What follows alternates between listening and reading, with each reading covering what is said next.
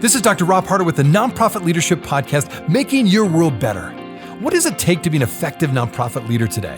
What are the biggest challenges? What are the biggest obstacles? How should nonprofits fundraise in an economy that is constantly changing? All of these reasons combined led me to start this show. And it's my hope that through this series, people can learn not only what it takes to be an effective nonprofit organization, but to hear from effective leaders who are successfully making a positive impact in their communities.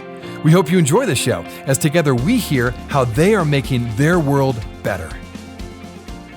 What is your North Star? In other words, what is your personal mission that you are singularly passionate about? I think for many, their North Star is what draws them into the nonprofit sector to begin with. Now, the good news is having lots of passion and having a clear North Star is a great start to any nonprofit.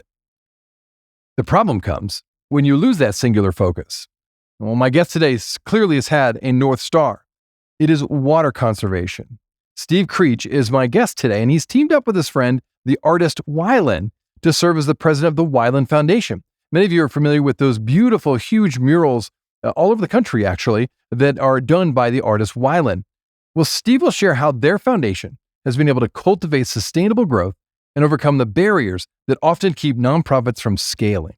You also share why it's absolutely critical to have a clear and consistent brand. They've done a very good job establishing and maintaining a clear brand. Enjoy today's show.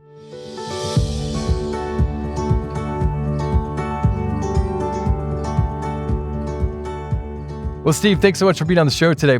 I am excited to get into the specifics about the foundation that you lead as president, the Wyland Foundation, which is founded, of course, by the famous artist Wyland. However, I wanted to start by delving into some leadership issues that face every nonprofit leader. This is a nonprofit leadership show, and I wanted to ask you about your experience because you've had a lot of experience in this sector, and I wanted to start out by asking you, how do you create institutional growth? I know a lot of my listeners are in the midst of growing their nonprofit, or they are trying to figure out how to grow and scale their organization. So what has been your experience so far, and how have you done this well? What are the key components to creating sustainable organizational growth?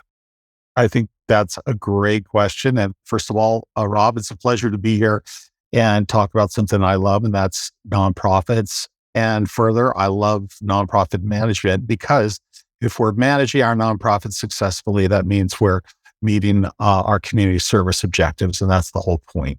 So and I will say this to anybody listening, if you're going to get into a nonprofit and you think it's going to be easy, you think again, but you can give yourself a North Star to follow. And I think that's really important. And that's something I was sharing today with a colleague during a meeting, that you have to keep that your main focus and follow that, because there are so many other issues and factors that can negatively impact your nonprofit. You have to always remind yourself why you're in it to begin with, and be clear on what your goal is.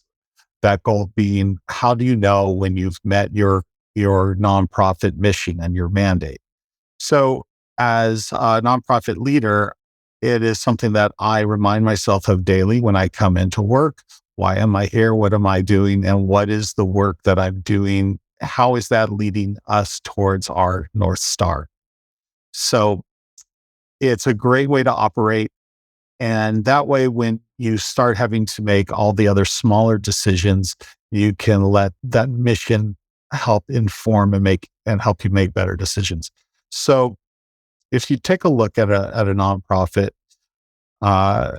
you start out and you want to perform a community service. And in the case of the Wyland Foundation, was started by Wyland, as you mentioned, world famous marine life artist back in the 1990s. And his goal as an artist and as a conservationist was to save the whales. That was pretty clear, pretty direct.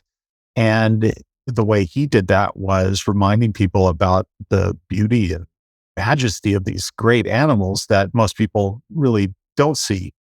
And you may see them on a whale watching boat, or you may see them on television, but you really don't fully appreciate the scale of these animals unless you can see them at true scale. So he went around the world painting these beautiful, larger than life murals featuring great whales, blue whales, grays, fins, sperm whales, and other endangered marine life.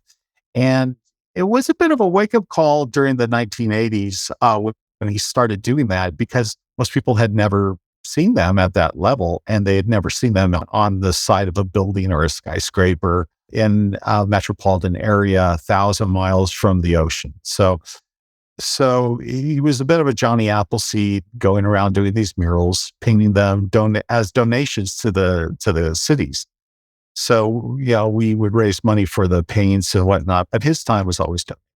So fast forward a few years, and we were looking at what we're doing with our foundation. So the foundation was started to connect people to marine life conservation through the arts. But more and more, as we were looking at what we do, we thought we're really about connecting people upstream and managing their behaviors, that if they're not improved or corrected, they can lead to bigger problems downstream, because those problems compound and accumulate, and you end up with, as fertilizers accumulate and pesticides and everything else that we use in our daily lives, for better or for worse, they all go downstream. And that compromises the health of the waterways and the coasts. The next level that we provide is that we have a capable, talented, informed, educated team that can overcome those obstacles and assist the community at large in meeting this incredibly large and ambitious mission of cleaner water and healthier coasts. So it's all about solving problems and doing it gladly. Not always easily, it's not always fun, but that's what we sign on to, because we care about that mission at the end, that North Star. I love that description of a North Star. I think that's so important for every organization. Well, and I'm curious, so as you've grown this organization and you've been involved with other nonprofits, what have you bumped into when it comes to lids or barriers to growth? I think we all have them. Every organization has them. And from your experience, what typically are the barriers or lids that create successful organizational growth that you have to overcome? What have you found to be the most common ones? God, I really love this conversation. Okay, I'll give you a couple of quotes, internal and external.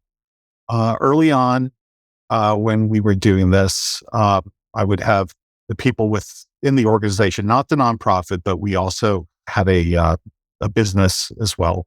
And people would say, "Why do you care so much?" People, why does this matter? People don't care. Why are you working so hard? People don't care. And why don't you do this? Because people don't care about what you're doing. Why don't you just go and paint with kids? Because people don't care about water. People don't care. I heard that so many times. And then as we've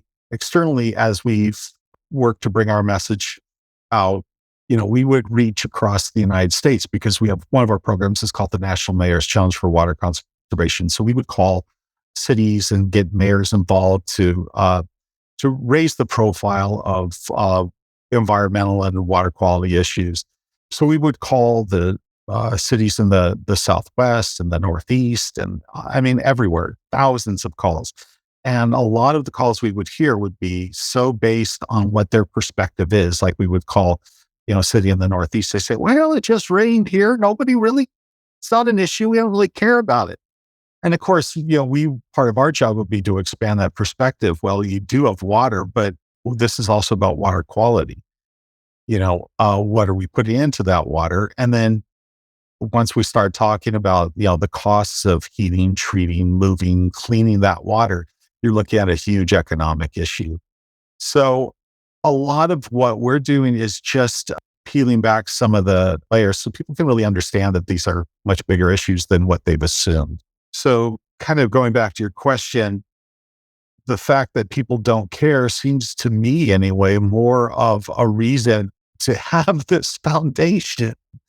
And that's why it does take talented people. And that's why it does take committed people. Because if you just respond to a statement like people don't care by saying, "Okay, well, if they don't care, we'll move on to something else." That's not why we exist. We exist to get people to care. And I will say, getting people to care about something that is so seemingly abstract, like water conservation and water quality, but that is so fundamental to our lives and our existence and everything that we care about is quite a responsibility to carry, you know?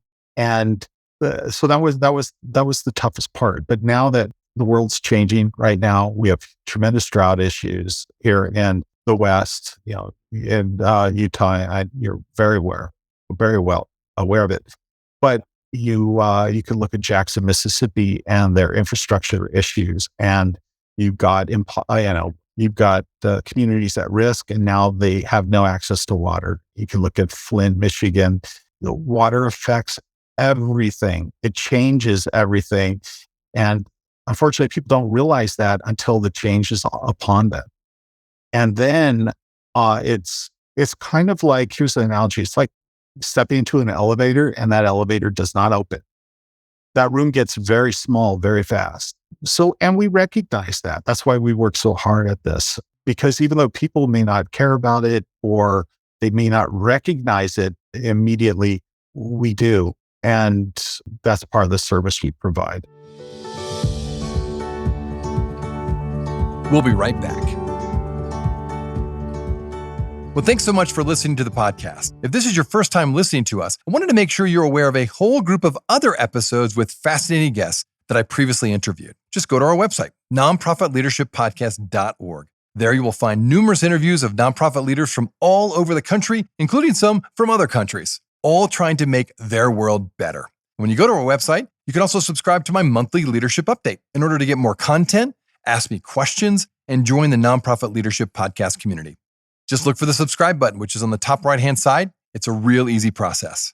Well, thanks again for listening. Now back to the show.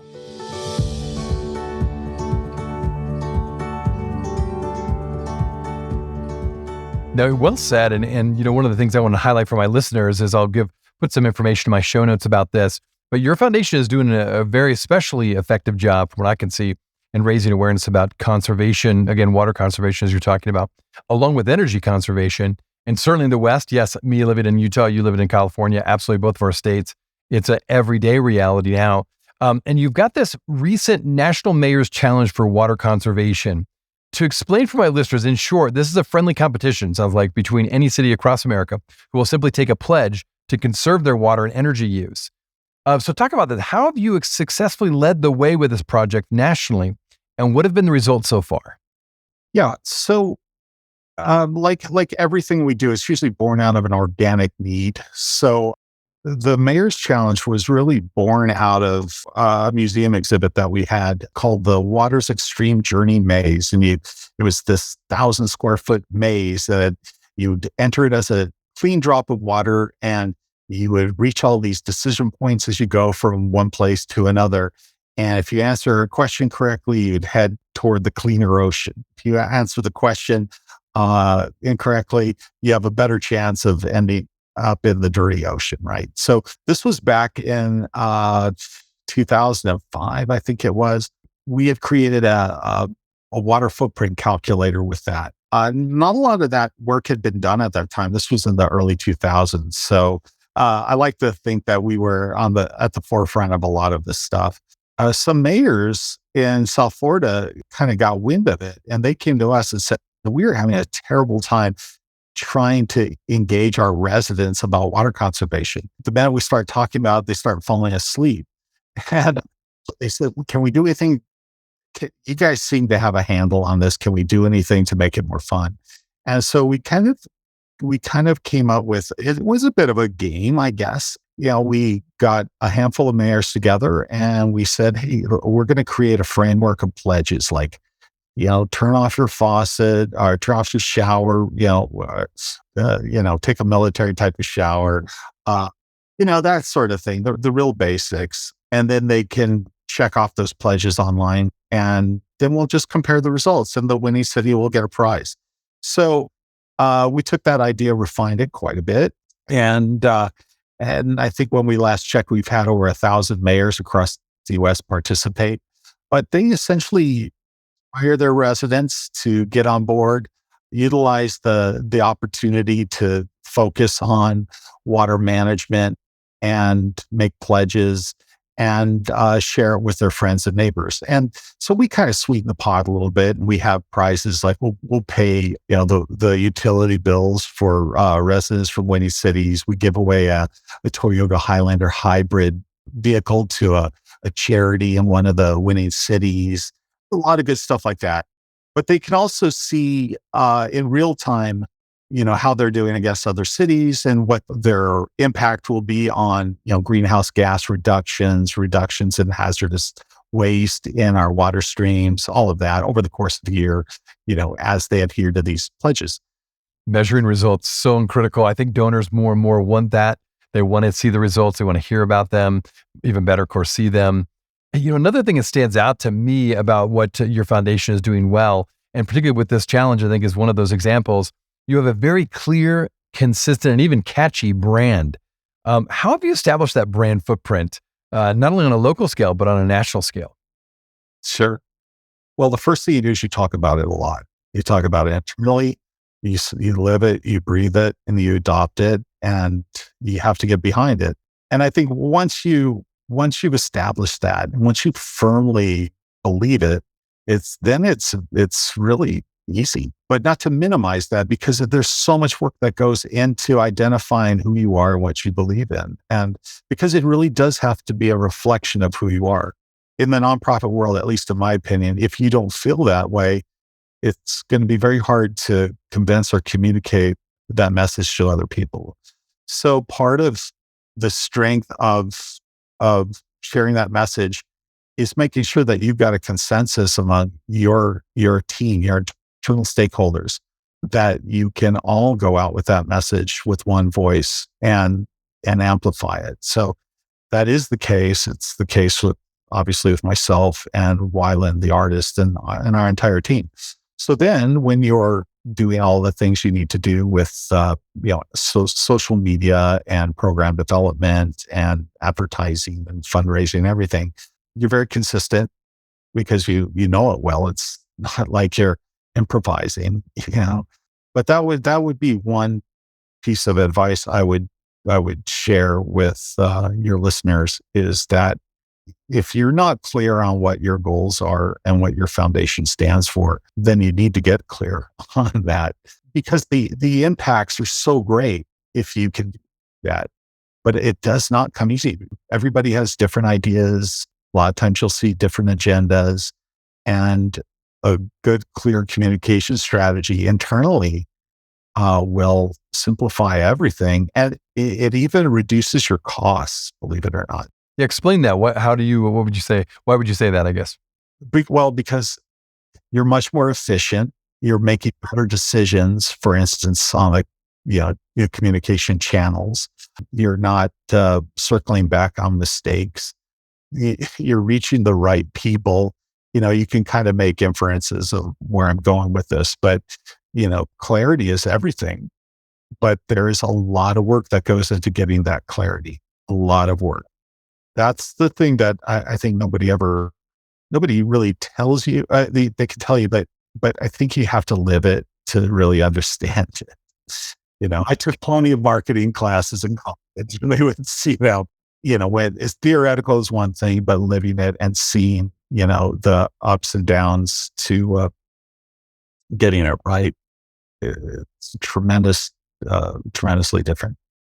Well, and I'm glad you brought that up because, for again, getting down to brass tacks, if you will, for those who are listening and they want to improve their brand, talk about maybe some of the mechanics. How did it work?